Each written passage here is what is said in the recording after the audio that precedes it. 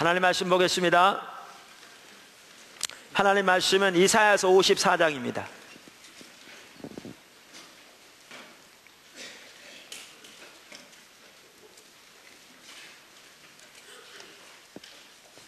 이사야서 54장 1절부터 3절입니다. 하나님 말씀은 이사야서 54장 1절에서 3절입니다. 잉태하지 못하며 출산하지 못한 너는 노래할지어다. 산고를 겪지 못한 너는 외쳐 노래할지어다. 이는 홀로 된 여인의 자식이 남편 있는 자의 자식보다 많음이라 여호와께서 말씀하셨느니라. 내 장막터를 넓히며 내 초소의 휘장을 아끼지 말고 널리 펴되 너희 줄을 길게 하며 너희 말뚝을 견고히 할지어다. 이는 내가 좌우로 퍼지며 내 자손은 열방을 얻으며 황폐한 성읍들을 사람 살 곳이 되게 할 것임이라. 우리가 이전에도 살펴본 것처럼 이사야서 54장 이 구절은 신약의 교회에게 주신 유업입니다. 하나님의 유업입니다. 이사야서 54장 마지막 절에 보면 이 구절을 쭉 말하고 난 다음에 이는 여호와의 종들의 유업이요 이렇게 되어 있는데, 그 종들이 복수로서 예를 들면 이사야 53장에 나오는 그 하나님의 고난받는 종의 자손들, 즉 고난의 종으로 오신 메시아의 자손들, 그 메시아에게 속한, 예수님께 속한 자들이라고 할 수 있는, 즉 신약의 교회를 말합니다. 그래서 이 구절은 신약의 교회에게 주신 하나님의 유업입니다. 우리가 이미 살펴본 대로 신약의 교회가 하나님의 의도하신 대로 그리스도의 터 위에 세워질 때 이 유업이 주어집니다. 고린도전서 1장 13절에서 사도 바울이 내가 닦아놓은 터 외에는 다른 터가 없으니 곧 그 터는 예수 그리스도라. 그래서 예수 그리스도의 터 위에 세워져야 되는데, 이 고린도전서 1장 13절은 그 안에 고린도전서 1장 30절과 2장 2절이 같이 내포되어 있다고요. 즉 예수가 우리에게 하나님의 지혜와 의로움과 거룩함과 구원함이 되시는 삶, 즉 예수님이 우리의 유일한 지혜요, 우리의 유일한 의요, 우리의 유일한 거룩함이요 구원인 삶. 또한 이 말 속에는 고린도전서 2장 2절 예수 그리스도 그 십자가에 못 박히신 그분을 아는 것이 우리의 유일한 목표와 목적이 되는 삶, 인생의, 이게 포함되어 있습니다. 그 둘이 분리되지 않는다고 그랬습니다. 이게 교회의 터입니다. 이게 교회의 터입니다. 이러한 신앙의 토대 위에 교회가 세워질 때 이 유업이 우리에게 주어지게 되어 있습니다. 이 유업이. 제가 오늘 나누는 부분들은 이미 나눴던 부분들입니다. 오늘은 한꺼번에 그 부분들을 쭉 이렇게 같이 살펴보면서 하나님께서 우리에게 주신 하나님의 비전 네 번째 부분 지금 살펴보려고 하는데요. 1999년 5월 19일에 제가 성경을 묵상하는데 오늘 읽은 이 부분을 하나님이 또렷하게 저에게 주시는 걸 제가 알겠더라고요. 이 구절을.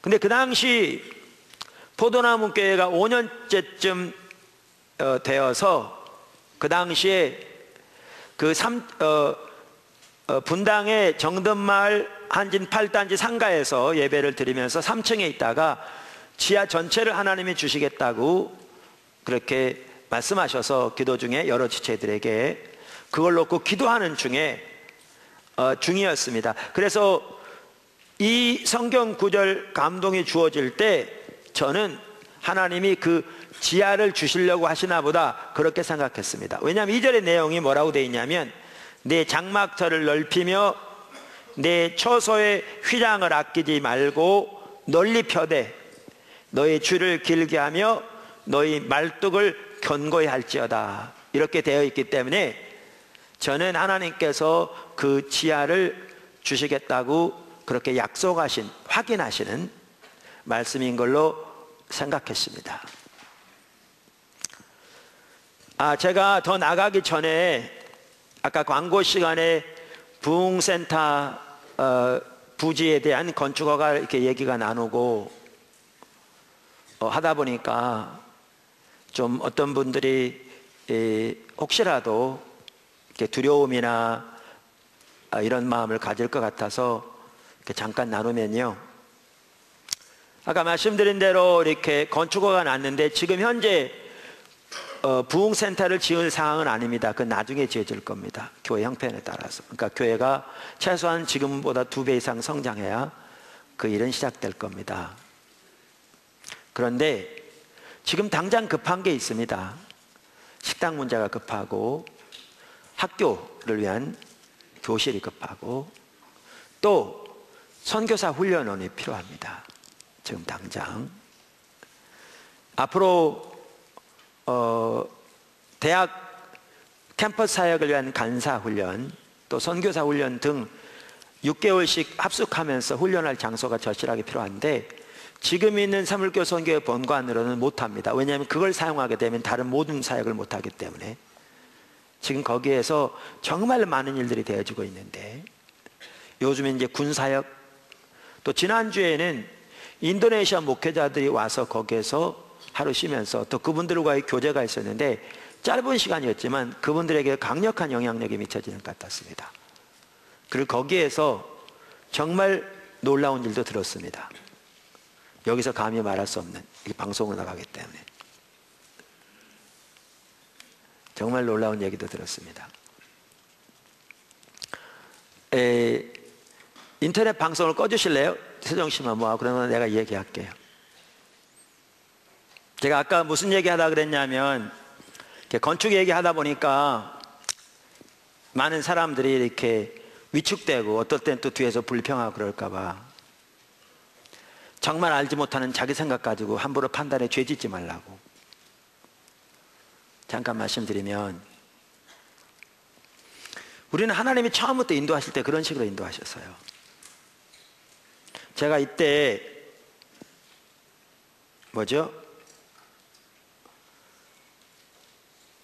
내 장막터를 넓히며 내 초소의 휘장을 아끼지 말며 그때 지하를 주신다고 그랬다고 그랬잖아요. 그래서 그게 무슨 얘기냐면 그때부터 신앙생활을 하셨던 분들이 여기 몇 분 계신데 그 8단지 상가예요. 지하가 한 200평쯤 됐어요. 실평수가 150평. 근데 시장으로 다 분양이 됐는데요. 바로 맞은편에 이마트가 들어온 바람에 다 취소되고 비어 있었습니다. 그런데 성도들이 기도하는데 하나님이 그 지하를 우리에게 주셨다고 그렇게 감동을 주신다고 그러는 거예요. 근데 나중에는 저에게도 기도하는데 동일한 감동을 주셔서 우리가 알아보기 시작했어요. 그때 우리 성도들이요 얼마 안 됐어요. 재정적으로 이달을 쓰고 나면 비용이 얼마나 남냐? 100만 원이 안 남았어요. 매월 100만 원쯤 남아서 조금씩 모아가는 게 아니고 이달 쓰고 남으면 남은 게 100만 원, 다음 달도 쓰고 남으면 남은 게 100만 원, 교회건 선교회건. 근데 그게 원래 분양 가격만 7억에서 8억 사이였대요. 전화를 해봤더니요 3억만 달래요. 현찰로. 문제는 100만 원이 안 남는다니까요. 포도나무 교회는요 아직 자리가 부족하지 않았어요. 근데 선교회적으로 하나님이 함께 하셔서 화요모임 같은 데 사람들이 많이 오니까 장소가 부족해가지고요 이 찬양학교에서 이렇게 스크린 내린 자막학교에서 그 뒤에까지 짐을 싸놓고 그랬어요. 그러니까 스크린 못 올렸어요.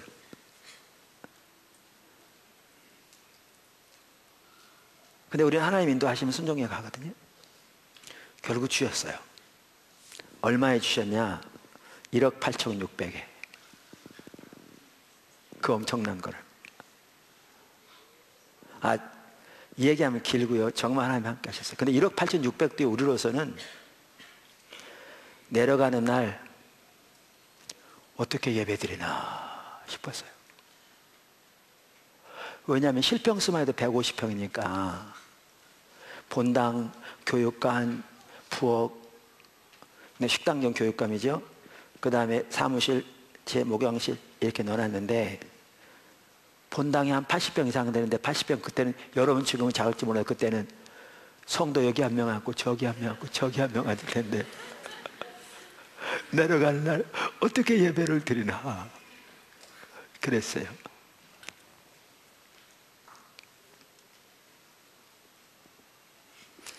거기서 여기 올 때도 마찬가지예요. 기도하는데 우리는 우리의 필요를 따라서 움직이지 않아요. 포도나무교회 여태까지 우리의 필요를 따라 움직여 오지 않았어요.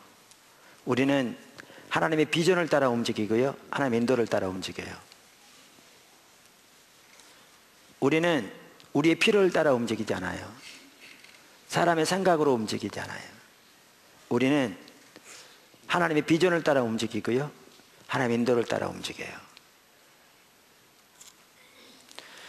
여러분이 포도나무 교회 지체라도 그런 기본적인 가치관에서 공유되지 않으면 못 따라와요. 엉뚱한 얘기만 해. 눈에 보이는 것으로. 빌립처럼. 아이고 선생님, 농담도 심하시군요. 아이고 이 많은 사람을 한 입씩만 먹으려고 해도 300데나리온 있어야 할 텐데 그 돈이 어디가 있으면 이 오지에서 돈이 있는데 어디서 그 빵을 사겠습니까? 그게 빌립이에요. 아마 상고 출신이었던 것 같아요. 저처럼 아주 계산이 팍 나왔어요. 문제는 전혀 믿음이 없는 소리였죠. 전혀 믿음이 없는. 주님이 시험해 보시려고 하시는데 그러니까 실패했어요. 안드레가 나가서 어린아이에게서 보리떡 5개, 물고기 2마리를 가져왔더니 그걸 통해서 하나님이 역사하셔서 오병이에게 기적 베푸신 거잖아요. 그래서 여러분 그렇게 죄 짓지 말라고 얘기하는 거예요. 여러분 중에.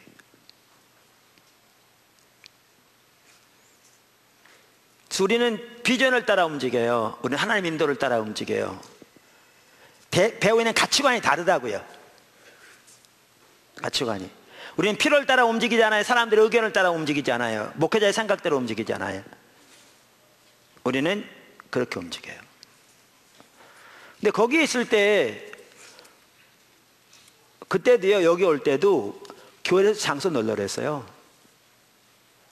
근데 하나님이 기도 중에 이것도 제게 먼저 그런 마음을 주신 게 아니고 다른 분에게 24시간 계속 주님을 찾고 기도할 수 있는 장소를 이 장소로 쓰고 예배 장소에서 넓은 장소를 구하도록 그런 마음을 주신 거예요.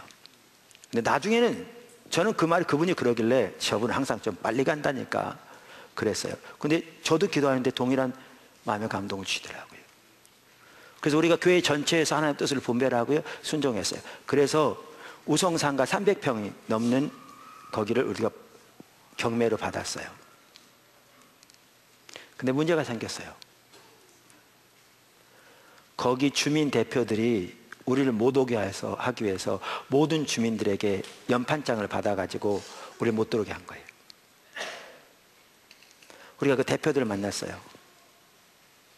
우리하고. 가장 주된 원인이 뭐였냐면 기독교를 싫어한다는 거예요. 공공연히 하는 얘기가 뭐냐면 단지내 상가 입구에 십자가 높이 들려 있으면 거기 교회가 있다 비어나가서 십자가는 있는데도 불구하고 교회가 있으면 다른 종교를 믿는 사람들이 그거 좋아하겠냐.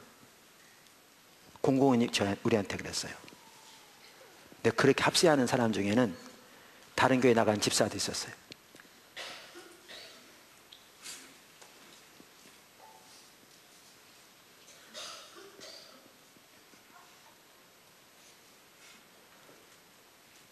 저는 거기서 감사한 게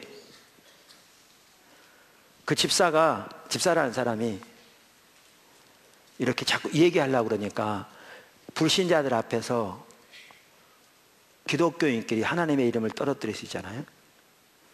내가 시키지도 않았는데 같이 갔던 두 분이 순식간에 입을 다물더라고요.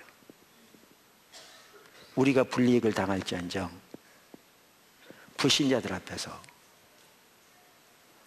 예수 믿는 사람끼리 하나님의 명예를 떨어뜨린 일을 안 하려는 거죠. 저는 그거 보고 너무 감사했어요. 그래서 고민하고 기도하는 중에 우리가 모여서 기도하는데 하나님이 그들에게 기회를 주셨는데도 그들이 예루살렘에서 사도 바울이 왕들 앞에 복음을 전한 것처럼 그들이 받아들이지 않고 거부한 그런 걸 생각나게 하시면서 다음 단계로 가라고, 그래서 여기가 오게 됐어요. 처음에 올 때는 교육관이 없었고요. 이 두 개 건물이 있었는데 이 부지하고 건물 총 60억 들었어요. 많은 게 용자지만 용자라도 갚을 수 있어야 되잖아요. 우리가 그 상황에서요, 하나님이 거기서 일이 곧바로 인도하신다 그러면 저부터 시작해서 단 한 사람도 따라갈 사람이 없었어요. 그걸 어떻게 해?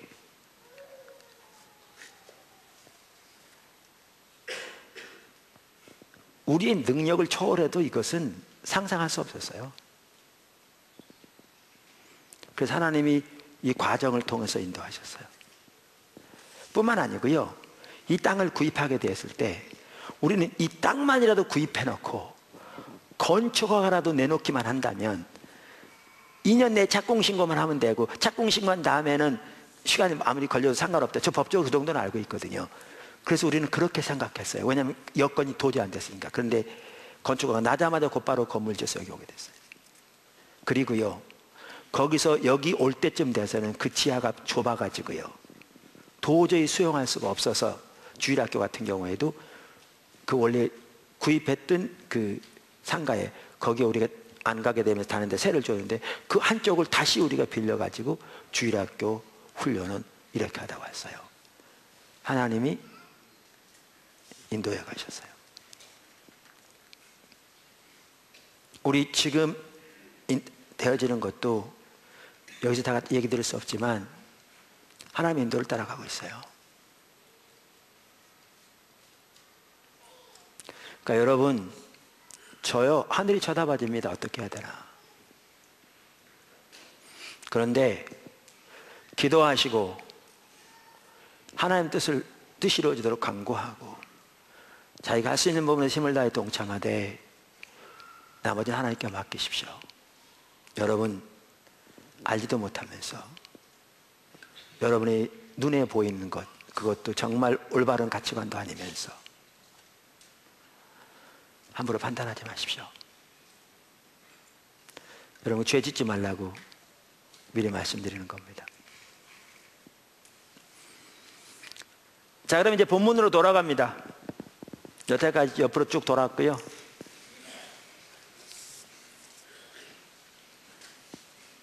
왜냐하면 제가 일부 예배 나누는데 전혀 생각 안 했는데 이 부분을 쭉 나누게 하시더라고요. 그래서 2부 예배 때도 동일한 부분이 있겠다. 그래서 제가 여러분 죄 짓지 말라고 여태까지 이 부분 나눈 겁니다. 나눈 겁니다.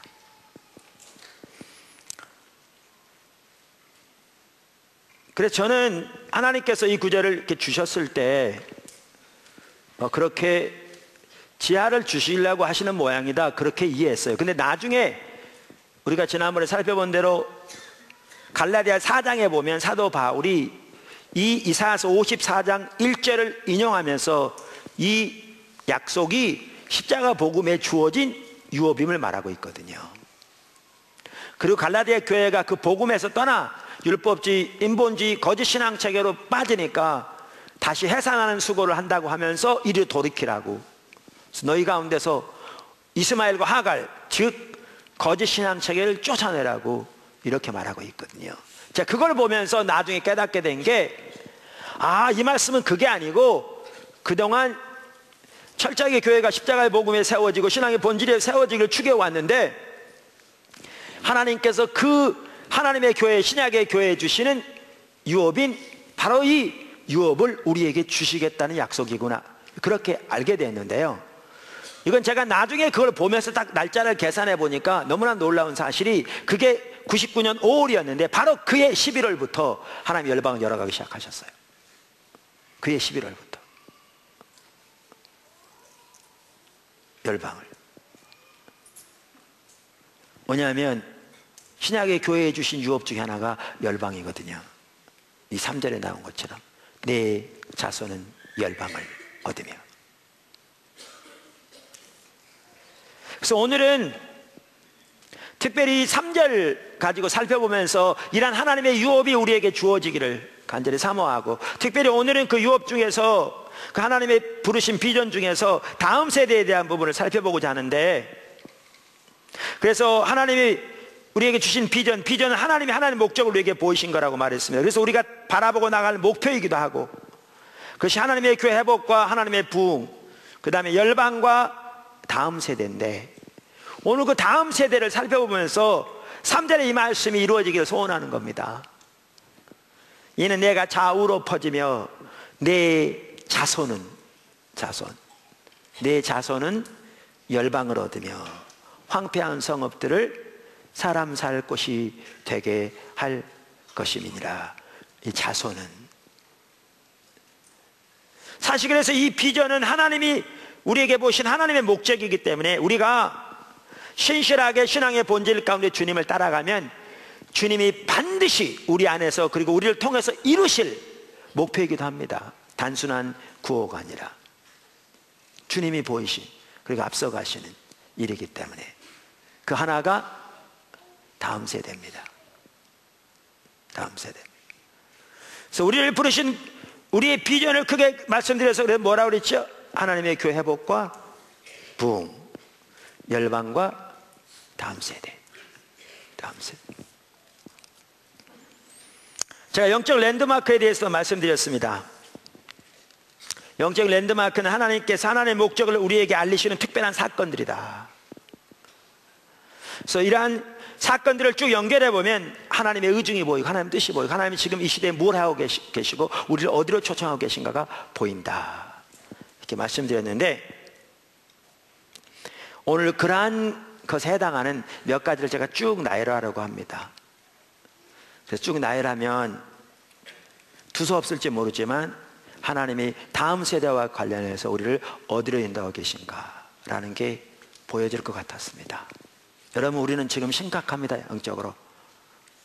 지난 주간에도 보셨듯이 심각합니다. 우리나라가. 자, 첫째, 둘째는요, 그 사건들을 그저 하나하나 제가 나열할 뿐입니다. 첫째, 다음 세대에 대해서 하나님께서 알리시기 시작한 것은 지금부터 수년 전으로 거슬러 올라갑니다.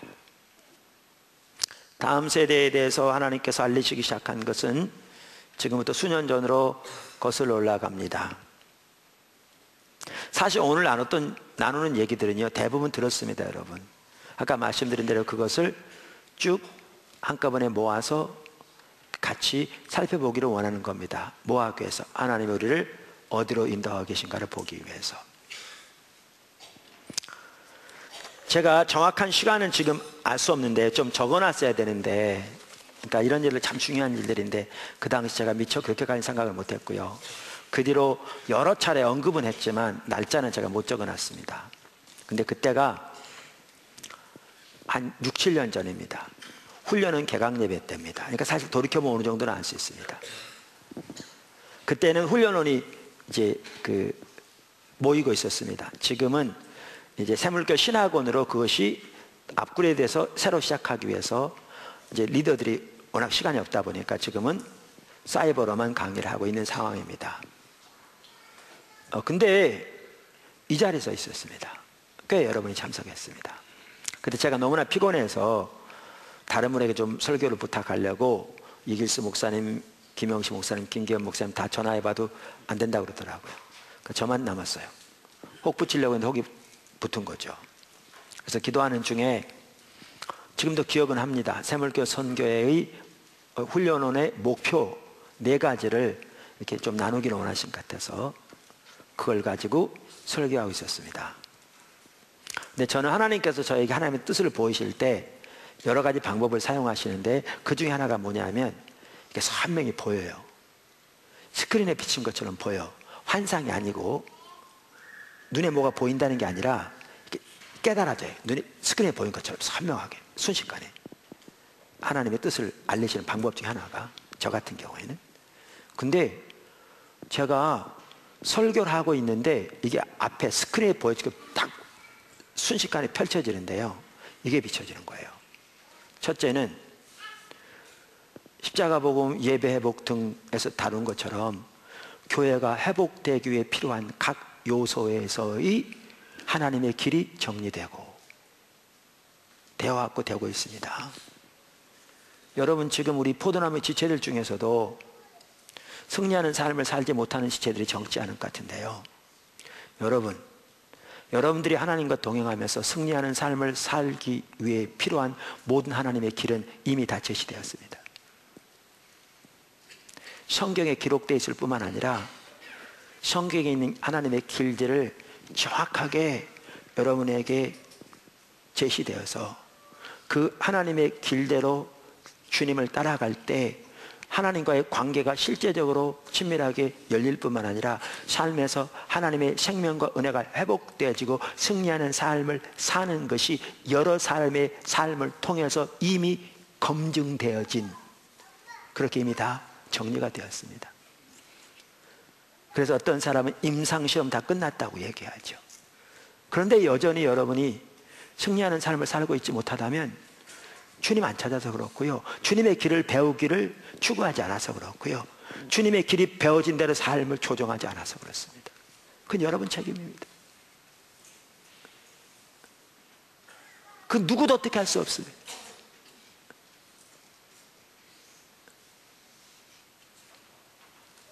이미 하나님의 길은 제시되었습니다.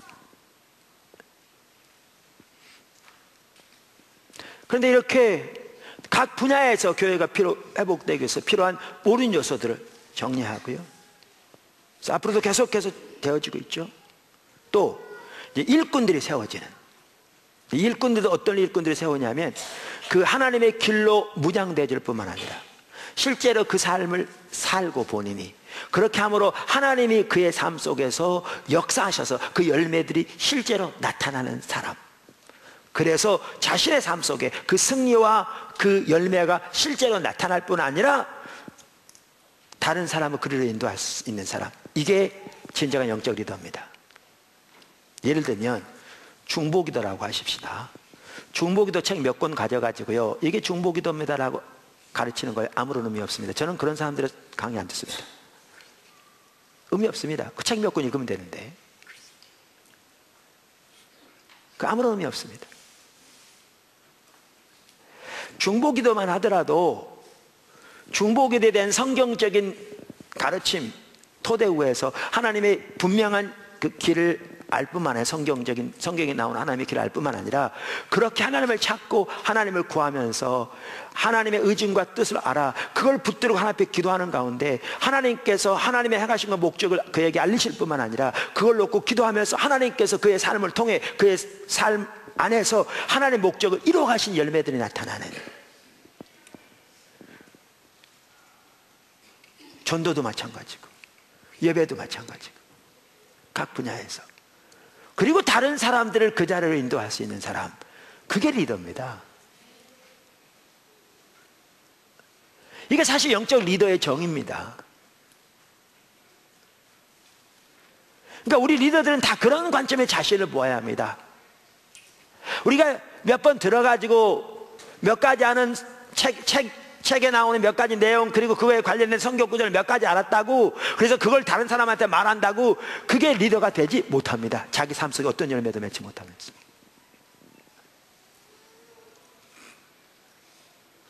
그건 바리새인입니다. 진정한 리더는 아까도 말씀드린 대로 그렇게 하나님의 길로 무장될 뿐만 아니라 그 길을 따라 살아감으로 하나님이 그의 삶 속에서 그 열매를 나타내시는 데까지 가야 되고, 이게 성취자고요. 거기에서 자기가 앞서가면서 다른 사람을 그리로 인도할 수 있는 그 사람이 리더입니다. 포도나무교회 모든 분야에서 리더들은 이런 리더들이 되어야 합니다. 그렇게 되길 축복합니다. 이렇게 되지 않으면 우리는 말만 많은 잎사귀만 무성한 무화과 나무처럼 그런 교회가 됩니다. 그런 교회는 괴물입니다. 영적인 우월감만 하늘을 찌르는, 그러나 열매는 전혀 없는 말뿐인 이런 교회가 되어서는 안 됩니다. 이게 리더입니다. 하나님의 길이 제시되고 그러한 리더들이 각 분야에서 세워지고, 각 분야에서 교회가 회복되는 데 필요한 각 분야에서 세워지고, 이것을 담을 수 있는 설비, 하드웨어, 학교와 같은 이게 세워지면 하나님의 역사는, 그러니까 하나님의 부흥이 언제 오든지 하나님의 역사는 이 나라와 열방 가운데서 이 세대와 오는 세대들 가운데서 계속될 것이 보이더라고요. 그러니까 하나님의 부흥만 하더라도, 부흥은 평양 대부흥처럼 하나님이 성령께서 대규모로 한 지역과 나라에 임하셔서 근본적으로 거기에 변화가 일어나는 그런 걸 말하거든요. 회개와 구원과 변화가 일어나는. 근데 이런 부흥이 오더라도 이 사람이 계속되어야 부흥이 유지되는 거고요. 이 부흥이 오기 전이라도 이 사람을 살면 하나님의 역사는 계속될 거거든요. 부흥이 오는 것과 안 오는 것의 차이는 강도의 차이일 뿐이에요. 이렇게 계속 살아가면 부흥이 오기 전이라도 하나님 역사하세요. 지금 우리 가운데 역사하는 것처럼. 뭐처럼? 보편적인 비가 내리는 것처럼. 그런데 하나님 부흥이 임하면 똑같은 일이 일어나되 게릴라성 폭우가 내린 것처럼 그렇게 강력하게 임하죠. 규모가 커지는 거죠. 이게 계속될 게 보이면서 이게 쫙 펼쳐지는 게 순식간에, 제가 지금 설명을 길게 해서 그렇지 이런 내용이 순식간에 쫙 펼쳐지면서 여기까지 가도록 그게 너희 1세대의 몫이다 그러시더라고요. 사실은 그 전까지만 하더라도요, 세물교 선교가 세워질 때 목사님들 오셔서 은혜 받고 돌아가셔서 그렇게 교회를 하나님의 길로 세워가면 하나님은 회복될 거니까, 그리고 그렇게 된다면 우리는 그것으로 족한, 그래서 그렇게 섬기기 위해서 세워졌다고 생각했거든요. 저는 세물교 선교만 하더라도요, 다음 세대까지 그것을 이루게 될 거라 그 생각 자체가 없었어요. 근데 그날 딱 그렇게 보이시면서 그러면서 그때부터 뭐를 생각하게 되었냐면 다음 세대에 대한 부분들을 보기 시작한 겁니다. 하나님의 계획은 다음 세대까지 미치는 것을 알게 하신 거죠. 다음 세대까지. 두 번째, 그러다가 본격적으로 보이신 한 사건이 있었습니다. 그게 포도나무 교회 2기에 대한 말씀이었습니다. 포도나무 교회 2기 사역에 대한 말씀. 이 부분은 제가 기록해 놓았기 때문에 날짜를 제가 압니다. 2009년 1월 18일 주일 저녁이었습니다. 그 당시에 제가 주일 정례 예배를 설교하고 있었고 사도행전을 쭉 차례대로 설교하고 있었습니다. 그 자리에 있었던 분도 여기 여러분 있을 줄로 믿습니다. 제가 사도행전 9장 31절까지 설교했습니다. 그래서 이번 주에 32절부터 설교할 차례가 되었습니다. 근데 저는 이렇게 성경을 쭉 살펴볼 때도 그냥 주석자기 여기저기 보고 좋은 말만 따다가 설교하지 않습니다. 저는 그렇게 하지 않고요. 저는 어떻게 하느냐면 하나님의 말씀을 묵상하면서 기도하면서 주님을 찾으면 주님이 뭘 나누기 원하시는지가 보여요. 이렇게 글씨가 튀어온다는 게 아니라 이렇게 하나님이 나누기 원하신 것들이 이렇게 보여요. 그럼 그걸 전해요. 그걸 전해요. 근데 어떨 때는 아무리 묵상하고 아무리 기도해도 안 보일 때가 있어요. 그날이 그랬어요. 아무리 기도해도 안 보이는 거예요. 아무리 묵상해도. 그러면 이제 저는 이렇게 기도해요. 하나님, 다른 말씀 전하기 원하세요? 그래야 찾는 가운데 그 주간에 다른 말씀 전했어요.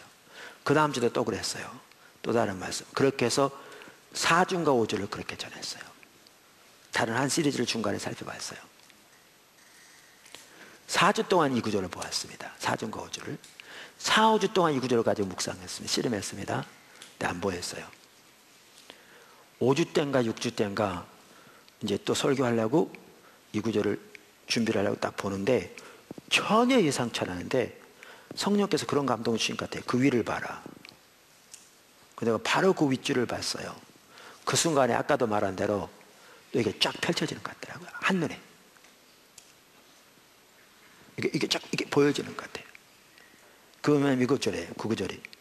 그리하여 온 유대와 갈릴리와 사마리아 교회가 평안하여 든든히 서가고 주를 경외함과 성령의 의로로 진행하여 수가 더 많아지니라. 여러분, 학자들이 일반적으로 사도행전의 주된 테마 구절을 사도행전 1장 8절로 봅니다. 성령이 너에게 임하면 너희가 권능을 얻고 예루살렘과 온 유대와 사마리아와 땅끝까지 이르러 내 증인이 되리라. 일반적으로 학자들은 사도행전 14장까지를 베드로를 통한 성령의 사역, 하반부를 바울을 통한 성령의 사역이라고 봅니다. 근데 제가 이걸 딱 보는 순간에 뭐가 보이냐면요, 보세요. 한 챕터가 접어지는 거죠. 예루살렘, 온 유대, 사마리아 여기까지 됐다, 그 얘기잖아요. 그 교회들 가운데 보세요. 교회가 평안하여, 이 말은 하나님 평강이 함께한다 그 말이에요. 샬롬, 신약의 에이레네, 하나님 생명, 은혜, 평강 함께한다 뿐만 아니라 성령의 운행하심이 있고 성령으로 인한 위로가 거기 함고 주를 경외함이 있고 교회가 주님 안에 든든히 세워져 갈 뿐만 아니라 날마다 믿는 자가 더해가는 교회의 바람직한 모습인 거죠. 이렇게 지금 교회가 잘 세워져 가고 있다. 어디까지는? 예루살렘과 온 유대와 사마리아까지는 이렇게.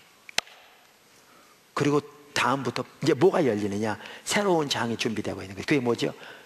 땅끝, 열방인 거죠. 그러면서 그것을 위해서 바로 위에서 하나님이 사울을 구원하시죠. 이걸 위해서. 그리고 이제 하나님의 전적인 은혜로 안디옥 교회가 세워집니다. 평신도들에 의해서, 그것도 예루살렘에서 대표성을 가진 사람들이 아니고 일반 성도들이 전하되, 그동안은 유대인 중심으로 교회가 세워졌는데 이방인들에게 복음을 전하고, 위치적으로도 그렇게 멀리 떨어져 있는 예루살렘에서 그 당시에 변두리와 같은 그곳에서 복음을 전하는데 하나님의 은혜가 그곳에 함께해서 강력하게 성령 역사하심으로 수많은 사람들이 예수를 믿어 안디옥 교회가 세워지는. 왜 이렇게 되냐면 하나님이 지금 하나님의 목적을 일하고 계신 겁니다. 안디옥 교회가 세워지는. 한 챕터가 닫히고 새로운 장이 열리고 쫙 보이더라고요. 그러면서 딱 뭐가 보이냐면, 그동안 포도나무 교회가 그렇게 아직 부족한 점이 많지만 그렇게 교회가 신앙의 본질 십자가의 복음에 세워지기 위해서 해왔고, 부분적으로 차이는 있을지 모르지만 정확하게 여기 모습대로 이렇게 나름대로 세워지고 있는데, 이제 이 기가 열리는 새로운 장이, 그러면서 딱 보이신 게 그 테마는 열방이다 이렇게 보이더라고요. 그래서 보니까 처음 14년이 1기였고요, 그 다음 14년이 2기로 이해하죠. 그러면서 이제 저에게 이제 점점 지나면서 제가 깨닫게 된 게 뭐냐면, 그동안 교회가 그렇게 세워지기 위해서 집중적으로 따라갔다면, 외부 사역도 물론 감당했지만, 이제는 이 토대 위에서 이러한 토대 위에 세워진 사역들을 집중적으로 열어가시는 거죠. 이제 그 핵심이 열방과 다음 세대. 열방과 다음 세대. 세 번째, 군사역. 이런 상황 가운데 하나님께서 집중적으로 열어가셨던 게 뭐냐면 군사역입니다. 이 부분은 여러 번 말씀드려서 잘 아시겠지만, 그러니까 2007년 하반기경부터 하나님은 군사역을 열어가셨는데 이렇습니다. 그러니까 우리가 성령께 그만큼 민감해야 돼요. 여러분 여기 리더들 많은데 아까 말한 그런 리더들이 돼야 돼요. 하나님이 여러분에게 하시는 모든 일 감사할 뿐만 아니고요, 주님에게 감사할 뿐만 아니라 우리에게 더 지금 뭐가 필요하냐면 주님께 우리의 사랑을 온 마음을 다해 고백하고 주님 앞에 기다리면서 주님의 음성 들어야 돼요. 이 말은 귀로 들리는 소리를 들어야 한다는 게 아니라 주님의 뜻과 의중이 무엇인지, 주님의 마음이 어디 있는지, 주님이 지금 어떤 일을 추구하고 계신지, 우리를 어디로 인도하고 계신지 주님의 인도를 받는 게 중요하다고요. 우리의 모든 삶에서, 교회의 삶에서. 여러분 주일날 예배드리러 나올 때도 하나님의 인격체시거든요. 정말 인격체신 그분을 더욱더 알기를 구하는 마음의 자세가 여러분에 있어서 집중적으로 삶에서 찾아야 할 뿐만 아니라 큐티를 통해서, 기도를 통해서 예배에 그렇게 나와야 돼요. 과거에 우리 팀들이 예배 드리는 걸 보고 미국에서 어떤 목사님이 와서 저들은 오늘 죽을 것처럼 예배 드린다고 그러더라고요. 근데 그렇게 예배 드려야 돼요. 온 마음을 다해서 그분께. 그냥 뭐 대가 그렇게 예배 드리지 마십시오. 지금 만군의 여호와 하나님 앞에 예배 드린다면 그렇게 예배 드립니까?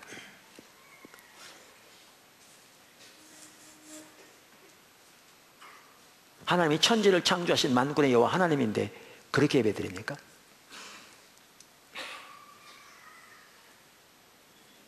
저 그렇게 찬양하고 오늘 죽을 것처럼 그분 보기에. 자, 그렇게 모여야 되는데 이 정말 하나님의 인도를 예민한 게 그만큼 중요한 게요, 더 필요해요 지금요. 그런데 이 군성교만 해도 그래요. 그 당시 시작된 게 늘 말씀드린 대로 이상수 목사님이라고 새롭게 선교 연합하는 목사님이 계신데, 그분은 중경교회 이사로 계시다가 하나님의 부르심을 받아서 그거 내려놓고 목회하신 분이거든요. 물론 그게 오래전 일이지만 그런 분인데 성도들의 삶이 안 변한 거예요. 그러니까 그분이 회의가 됐던 거예요. 내가 이거 하려고 그렇게 했나. 그래서 한 번은 그런 거예요. 교회에서. 여러분 그 교회는 어느 정도 크진 않았지만 자립하고 있었고요, 비용이 많이 안 들어가니까 그런 교회인데, 여러분 내가 여러분에게 가르칠 거 다 가르쳤습니다. 다른 교회 신앙생활 잘하세요. 난 군교회 갑니다. 그리고 다 보내버리고 군교회 갔어요. 그래가지고 15사단 저 전방에 갔는데, 비어있는 교회를 갔는데 다 청소하고 예배를 드리기 시작하는데요, 장병들이 모이기 시작한 거예요. 모일 뿐만 아니라 거기 가득 차가지고요, 사모님은 밖에서 예배 드려야 돼. 문 열어놓고. 그럼 비 오면 밖에서 우산 쓰고 예배 드려. 이걸 보고 대대장님이 함께한 보고 식당을 넓게 지어가면서 옛날 식당 자리를 교회에서 리모델링에 쓰라고 교회를 준 거예요. 이게 더 넓은데. 이 얘기를 제가 들었어요. 하나님이 일하고 계신 게 보이잖아요. 하나님이 일하고 계신 게 보이면 어떻게 한다고요? 동참해야 한다고요.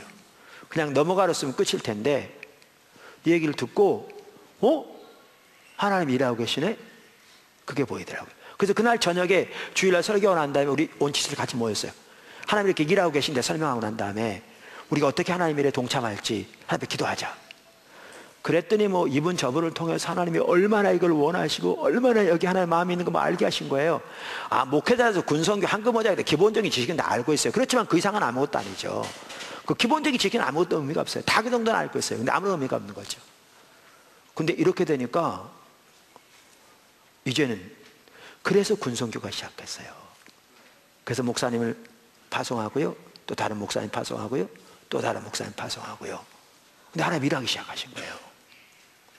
근데 본격적인 하나님의 일이 언제부터 시작됐냐면, 그러니까 벌써 보낸데도 일하신 게요, 요즘 대대급 교회 같은 경우는 주일날 한 3, 40명? 좀 더 많이 모인 데는 좀 더 많이 모인 게 일반적이거든요.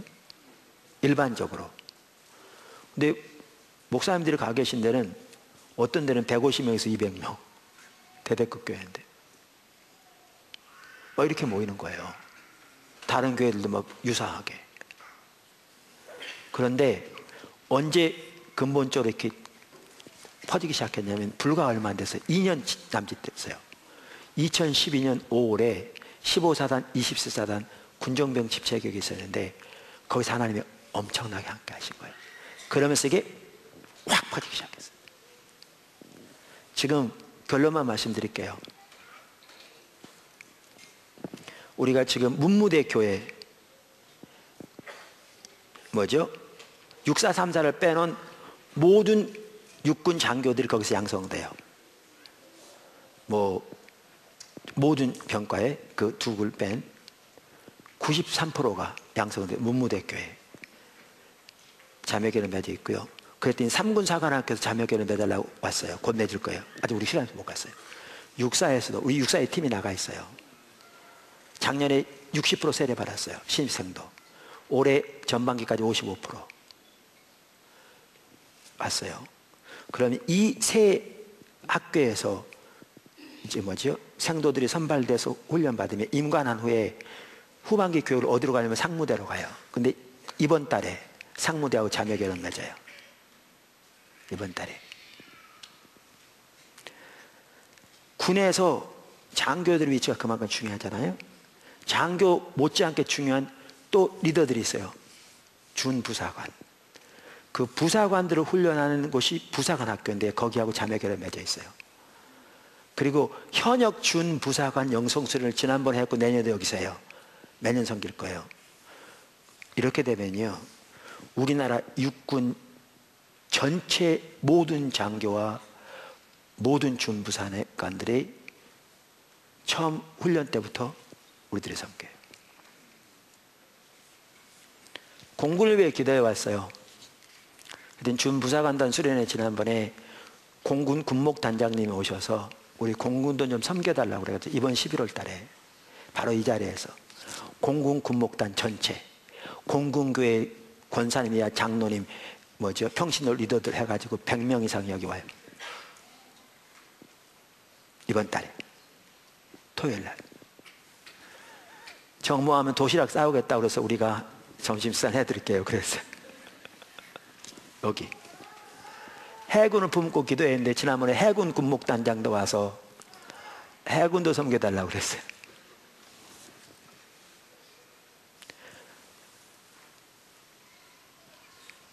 군선교 연합회하고 MOU를 체결해서 같이 연합하고 있어요. 이렇게 하세요.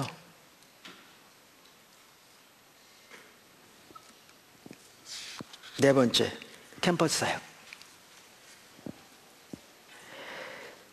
이 군과 아울러 하나님이 열어가신 게 뭐냐면, 이게요, 지금 보면 이제 그림이 보여요, 전체가. 그때는 그게 몰랐어요. 하나님 인도하시는데 우리는 순종할 뿐이에요. 이렇게 순종하고, 이렇게 순종하고 그랬더니, 뒤에 와서 보니까, 따라가다 보니까 이제 전체 그림이 보이는 거죠. 하나님 지금 뭘 하고 계신가 보여요. 지금은 그거를 설명하고 있는 거예요. 이 시점에서. 2010년 말경에요, 우리 청년부에서 같이 기도하면서 하나님께서 강력하게 청년들에게 캠퍼스를 위해 기도하라고 하셨어요. 그리고 캠퍼스 사역을 하라고 하신 거예요. 여러분 지금 캠퍼스가 얼마나 침체되는가 아시죠? 지난주에도 우리 CCC 한 분 귀한 분이 오셔서 훈련 원장님 오셔서 나누는데, 제가 그분한테 얘기 들었는데 지금 여러 선교단체들이 캠퍼스 지금 철수하고 있어요. YM 같은 데 캠퍼스 사역은 접는 것 같대요. 모아지지가 않아요. 그나마 지금 남은 게 CCC 남았어요. CCC는 잘하고 있는 것 같아요, 나름대로. 지금 캠퍼스 사역 안 되니까 다 쳤어요. 그런데 캠퍼스 사역이요, 어떻게 해요?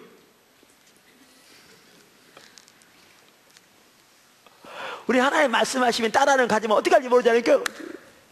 어떻게 해주니? 저는 이렇습니다. 실제로 이렇게 안 해도 마음속은 그러고 있어요. 어떻게 해요?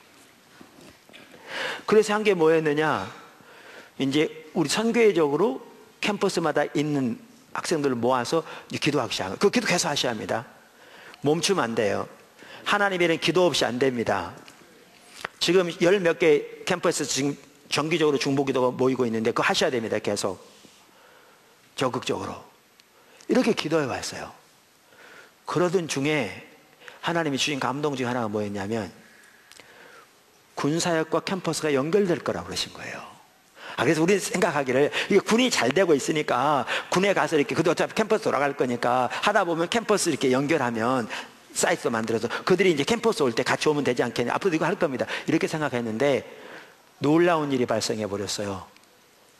그게 뭐냐면, 처음에는 문무대 교회하고 합해서 했다가 나중에 군성교연합회, 더 나가서 군성교연합회하고 ROTC 기독 장교 연합회하고 3자가 MOU를 맺어서 하게 된 게 뭐냐면 115개 학군단의 신회를 만들게 됐어요.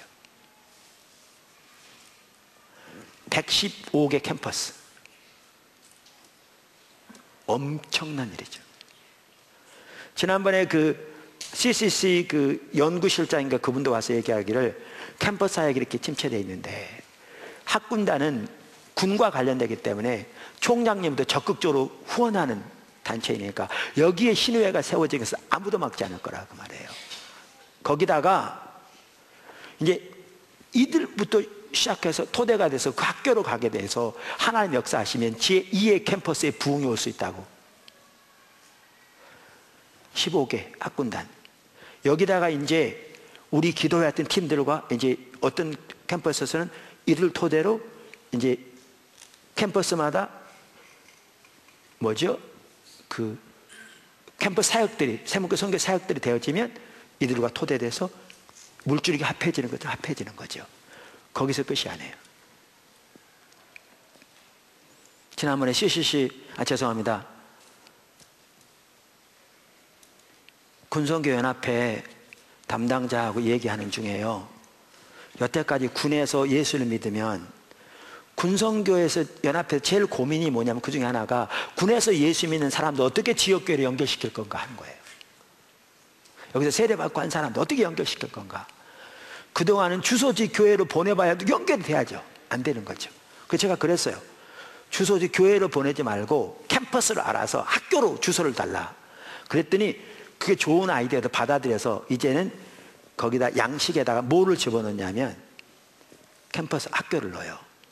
그러면 군에서 세례받고 신앙생활하던 모든 장병들이 제대하는 대로 뭘로 분류되냐면 캠퍼스별로 분류돼요.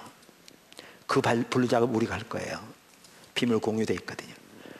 그래서 어떻게 하느냐, 그들을 섬기기 시작해요. 우리 팀이 없는 데는 CCC에 협력해서 보낼 거예요.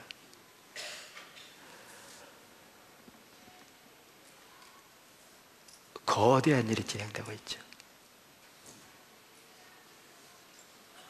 이게 캠퍼스 사역이에요.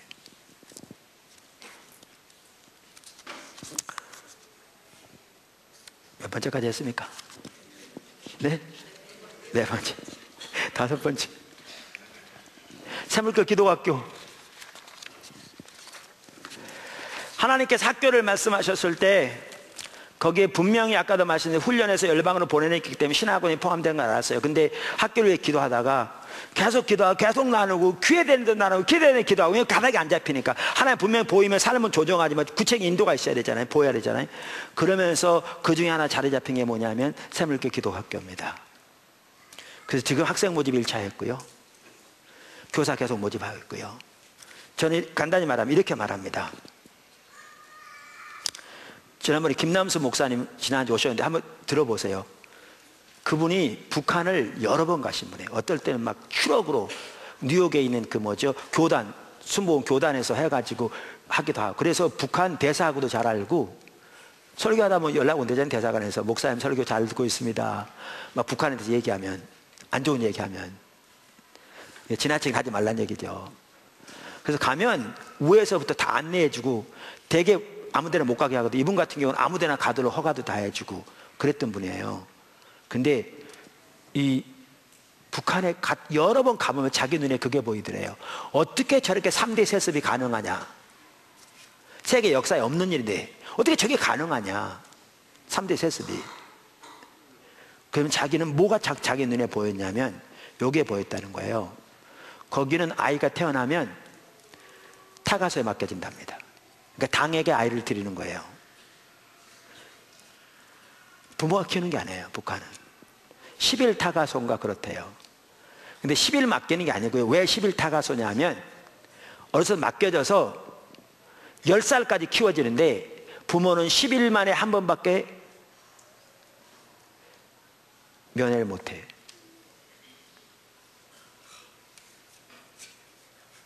옷 갖다 주고 잘 있었냐 그거밖에 못해. 그리고 어려서부터 그들을 키우는데 어떻게 키우냐. 온 우주 만물은 누가 창조하셨냐? 그러면 수령님이요.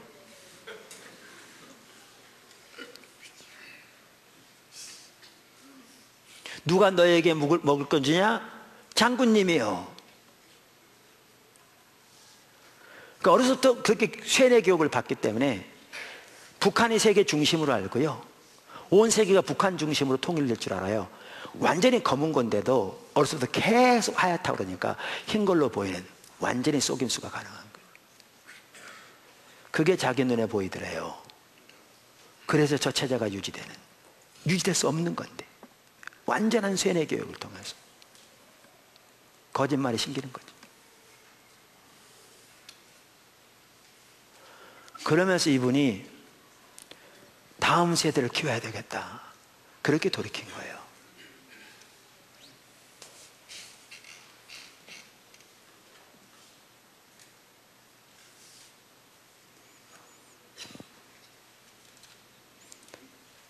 그런데 우리는 어려서부터 진정한 하나님의 말씀으로 저들을 양육하고 훈련하면 얼마나 놀랐겠냐고요. 진리로. 그 다니엘이 다녔던 학교처럼 세상적인 지식으로도 철저하게 가르치는, 그러나 그 학교는 세큘러 학교였는데 우리는 여기서 철저하게 하나님 중심적으로 가르치는, 영적으로. 뿐만 아니라 분석적인 사고와 논리적인 사고로 가르치고, 독서 훈련, 언어 훈련, 외국어 훈련, 관계 훈련, 리더십 훈련들을 통해서 어려서부터 키우면요, 그리고 자기들의 주어진 달란트대로 하나님이 부르신 그 부르심에 합할 그 드려진 삶을 살도록 양육하면 그들이 어느 분야에서 주님을 따라가든지 귀한 리더들이 세워질 것 같아요. 사람들교 기도학교를 통해서 주신 약속들 중에 제가 여기서는 차마 말할 수 없는, 그 전번에 입학 설명회 할 때 제가 녹음하라고 그랬습니다. 그때는 이게 준비 안 돼가지고 녹음했다가 앞으로 몇십 년 후에라도 한번 틀어봐라, 이게 이루어지는지 안 이루어지는지. 근데 이게 진짜 이루어진다면 이건 엄청난 일이 될 거다. 그런 일도 지금 인도하고 계신 것 같아요. 샘물결 기도학교. 그 다음 몇 번째입니까? 네? 6번째, 혜선이 유수 사건. 지금 시간이 됐는데 조금 하고 마칠게요. 이제 거의 다 됐어요. 조금만 인내해 주세요. 혜선이 유수. 하나님이 이렇게 일을 해가실 때, 그때도요, 카자흐스탄에서 이슬람 사역 전략회의 우리가 협력해서 같이 섬기러 갔다가, 말씀드린 대로 카자흐스탄 100% 이슬람 지역인 시골 마을, 거기 한 가정이 예수를 믿게 됐는데, 그러니까 선교사님이 자주 가지도 못해요. 감이 이상해 볼까봐. 그럼 그 사람도 거기서 남아있을 수 없으니까. 그래서 외국 관광객이 올 때마다 관광 차원에서 가는 거예요. 그럼 그분들이 양 잡아서 식사 대접해주고 또 말도 타고, 이렇게 하면서 이제 그때 가서 돈도 주기도 하고, 그 대접한 부분, 그리고 양육하기도 하고. 그런데 거기 앉아 있는데 이렇게 스크린에 펼쳐진 것처럼 펼쳐지더라고요. 그래서 옆에 듣는 분들이 이건 역사적인 사건 같다, 그래가지고 이렇게 사진 찍었어요. 거기서 보여진 게 뭐였냐면 혜선이 유수에 대한 거였어요. 그게 먼 미래에 있을 줄 알았는데, 그래서 지금 혜선 유수가 모아지기 시작해서 지금 50명 가까이 모아졌고 1차 선교 교육 받았고 지금 언어 훈련 받게 하려고 지금 얘기하고 있습니다. 이거와 아울러 세계 선교대 이번 주에 있는, 제가 그 부분은 생략하겠습니다. 그러면서 앞으로 어떤 일, 샘물교 신학원이 세워져서 NWWC들을 통해서 양육되고 샘물교 기도학교를 통해서 양육된 자들 중에 주의 종으로 부르심을 받은 자들, 그들을 신학을 통해서 양육해서 이 나라와 열방 가운데 보낼, 이렇게 어려서부터 하나님 중에 가치관과 언어와 아까 말한 그렇게 훈련되어져서 또 사역 훈련도 되어져서 열방으로 보내지면요, 저런 열방을 담는다는 것이 단순한 구호에 그칠 것 같지 않더라고요.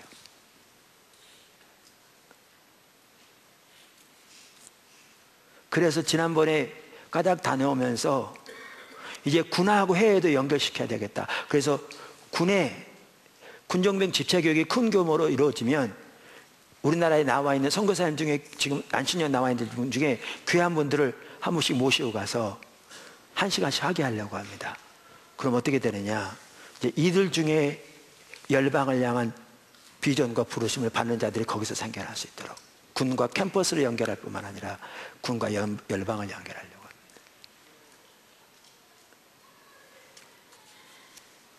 이게 주님이 인도해 가실 겁니다. 다음 세대. 여기 하나님이 정말 질투로 가지고 계십니다. 제가 지난번에 나눴죠. 이 일과 관련해서 중요한 요소 중에 하나가 디아스포라 2세라고요. 전 세계에 흩어져 있는 우리 디아스포라, 한인 디아스포라, 이제 흩어진 한인들, 그 중에 2세들 중에 정말 귀한 일꾼들이 많다고요. 언어나 문화나 실력이나 이들을 동원한 일이 관건이라고요. 근데 내년 세계 침례교 선교사 협의회 그 집회 프라하에서 열리는데 거기 가면서 그 리더들과 얘기 나누면서 연결되기 시작했어요. 두고 보십시오. 바로 그리 연결될 겁니다. 하나님이 얼마나 질투로 가지고 역사하시는지요, 생각만 하면 열려요. 그러니까 이런 것 같아요. 생각 집어넣어놓고 바로 열어가시고, 너희 안에 하나님 뜻을 두고 행하신다 그랬잖아요. 생각 집어넣어놓고 바 열어가시고, 생각 집어넣어놓고 바 열어가시고, 아주 그런 것 같아요. 제가 이제 시간 다 되는데 한 가지만 말씀드리고 마치고 우리 성찬식 하십니다. 한 가지, 이거 매우 중요한.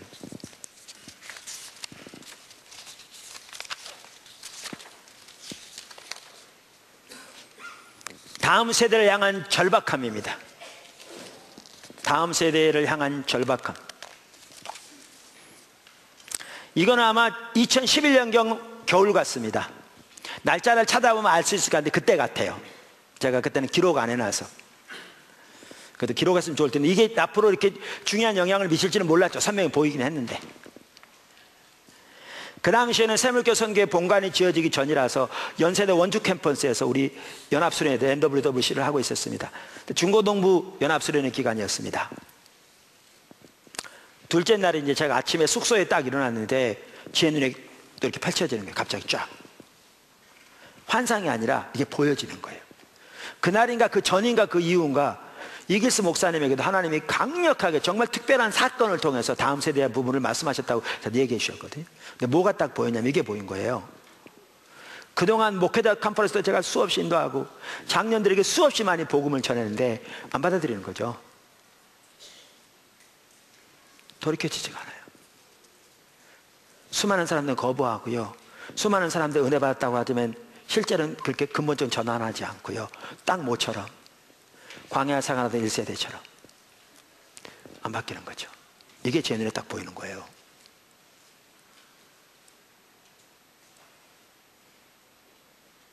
그때 중고등부하고 있는데, 그래서 제가 그날 저녁에 그러면서 다음 세대에 대한 게 보인 거예요.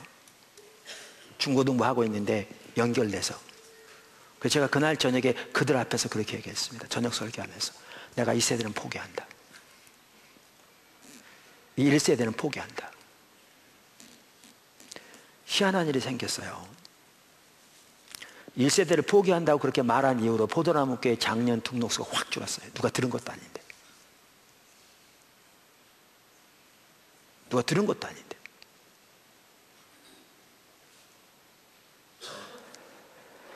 그래서 제가 여기서 그 취소한다는 말까지 했죠. 근데 보세요. 그 말은 취소할지 모르지만 하나님 보이신 건 절대 변함이 없어요.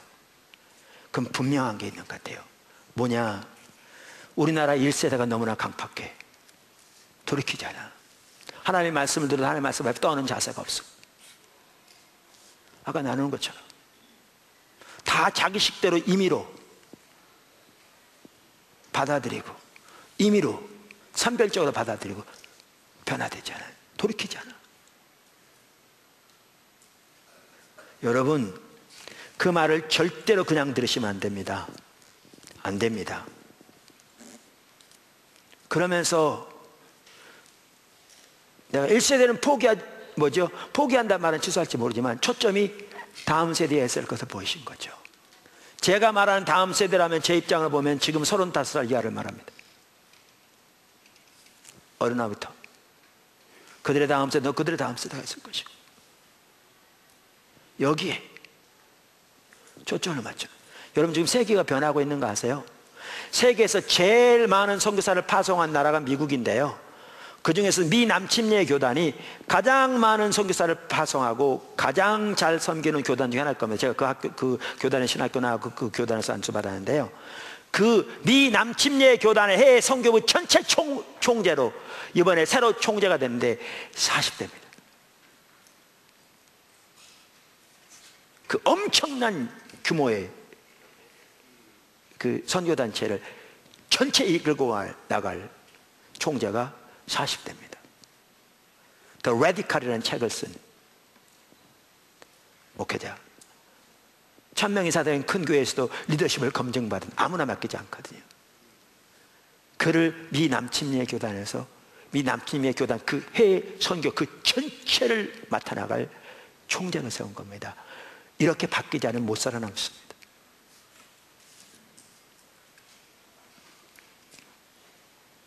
그러면서 그걸 보이시고 하나님이 우리 가운데 집중적으로 뭘 인도해 가시냐면 이 다음 세대를 이끌어 가십니다.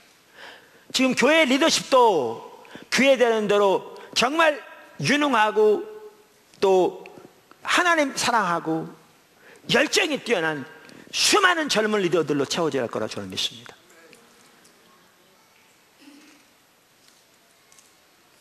젊은 리더들, 또 각 분야에서 그렇게 젊은 리더들로 포도나무 교회가 채워지기를 소원합니다. 그러면 기존의 어른들 중에 하나님의 길을 보고 따라가는 사람은 어떻게 되냐? 그들 여호수아 갈렙처럼 되면 되죠. 여호수아 갈렙은 1세대 사람으로서 2세대를 가나안 땅으로 이끌어간 사람들이었거든요. 앞서서 여호수아 갈렙처럼 그렇게 하나님의 길을 보았으면 자신 힘을 다해 따라가면서 다음 세대를 하나님께로 인도하며 하나님이 약속하신 그 하나님의 유업을 얻는 길로 인도하는데 삶을 들여서 헌신해서 따라가면 되는 것이죠. 그러면서 그 과정을 통해서 하나님이 포도나무 교회에 주신, 또렷하게 주신 것을 제가 확신할 수 있는 연구표가 있었습니다. 그게 오는 세대들과 열방을 책임지는 교회입니다. 이 말은 오는 세대들과 열방을 섬기되 책임지는 자세로 섬겨한다는 그 말이죠. 다시 말하면 기존의 어른들은 여러분이 여호수아 갈렙처럼 대한다 그 얘기입니다. 그래서 앞으로 교회 방향에 있어서도 교회 되는 대로 장년층을 위해 섬길 것이고, 그들이 돌이키는데 돌이키도록 섬길 것이고, 그러나 더 이상 거기에 진을 빼지 않을 겁니다. 그렇게 전에도 돌이키려고 하지 않은 그 강팍함, 하나님을 경외함도 없는, 심지어 이슬람 사람들은 알라의 뜻이라고 생명까지 내놓고 그 앞에 서는데, 그래서 이슬람에서 돌아온 사람들은, 예수 믿는 사람들은 하나님의 말씀을 배우면 그대로 살아야 되기 때문에 그것 때문에 당연하게 삶을 걸고 따라가는데, 믿는다고 하면서 정말 우유부단하며 계산하며 돌이켜지지 않으며 자기의 옛 고집을 내려놓기를 거부하며 자기중심적인 삶을 버리기를 거부하며 종교적인 습관과 간섭에서 벗어나기를 거부하는 그런 사람들에게 진을 빼지는 않을 겁니다. 그걸 뺄 시간이 없습니다. 지금 우리나라가 그런 상황이 아닙니다. 절박하게 힘을 다해 다음 세대를 돌이키지 않으면 우리 소망 없습니다. 여러분 통계를 보시라니까 우리 소망 없습니다. 그런데 하나님은 이 시대에 정말 다음 세대를 하나님께 돌이키려고 작정하고 계십니다. 그래서 우리는 정신을 바짝 차리게 일어나서 우리 보이는 성도들 여호수아 갈렙처럼 그렇게 자신의 주님을 따라갈 뿐만 아니라 다음 세대를 주님께로 인도하는데 힘을 다해 동참하며 앞서가는 저와 여러분이 되어야 될 줄로 믿습니다. 시간이 좀 늦었습니다만은 우리의 부르신, 하나님의 부르신, 그리고 우리에게 보이신 하나님의 비전, 그 비전 중에 네 번째자 마지막이자 다음 세대에서 살펴보았습니다. 그렇게 가기를 바랍니다. 오늘 기도하겠습니다.